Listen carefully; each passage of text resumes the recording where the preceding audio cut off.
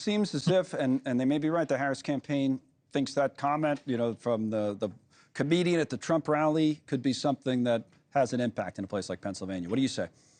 Well, I say that we may look back and that moment may have been a mortal self-inflicted wound by the Trump campaign, because not only did that comedian make those disparaging statements, the rally also featured the playing of Dixie, which is really the Confederate national anthem.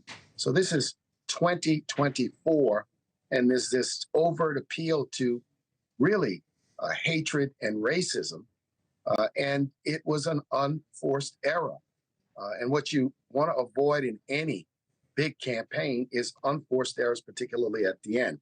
I think that the Harris campaign has worked hard to strengthen its appeal to Latinos, African Americans, and young voters. And young voters and Latinos were areas where Joe Biden had lost some ground since 2020. So she's worked feverishly to make it up. And to some extent, the comment by Donald Trump was like a gut punch, because of the comment by the comedian speaking on his behalf was such a gut punch that it really, really jarred. You should have seen the response here in New York, where there's a large Puerto Rican community, the sense of outrage and the sense of disrespect, even from some who were planning to vote for Donald Trump. So, and that was the issue before, particularly with men, in whether it was Latino community or, as you say, the Black community, that you and I have had a conversation about, that maybe Harris didn't have the numbers of previous Democratic candidates. I will say, I don't know if it's this or something else. The last poll or two I've seen, her numbers have been better in those communities, particularly Black voters. What are you picking up? Well, I've been in Detroit and Philadelphia and North Carolina and Atlanta, door knocking, visiting barbershops, churches, and in the community. And clearly the effort to directly appeal to African-American men is working. It's gaining traction.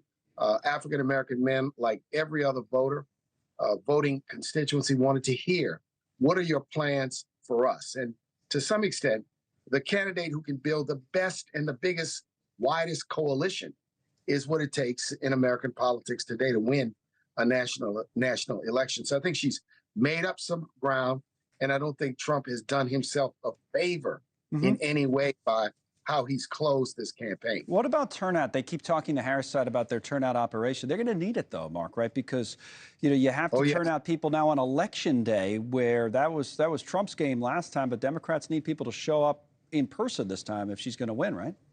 I've been pretty impressed by the ground game in many of these communities, and it's not just the Harris ground game, but it's the large number of nonpartisan efforts being undertaken by community groups, civil rights groups, fraternities, sororities, and churches who are simply out there pounding the pavement, encouraging people to vote.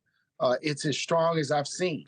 It was strong in 2020, but I believe that, I call it and refer to it as sort of self-propelled campaigns. These are people who are encouraging people to vote. They're not really coordinating with the campaign. They're working in their neighborhoods. They're working amongst their friends. Right. And that effort, I think, will bear fruit on election day. It's crucial because every vote will count. Trump has demonstrated time and time again he can get his vote out. Democrats have had to strengthen their GOTV effort after the debacle of 2016. And there's nothing like neighbors speaking to neighbors, family members speaking to family members. And that's what an on-the-ground campaign is. And certainly, I think she's got a strong on-the-ground campaign in battleground states, but also even beyond those battleground states. And it remains to be seen. It's going to be a test of turnout. Who gets their base out and then layers it with crossover coalition voters? We'll know, hopefully in a day or maybe two, right? Mark, thank you. Marc Morial joining us once again. You're welcome. Always.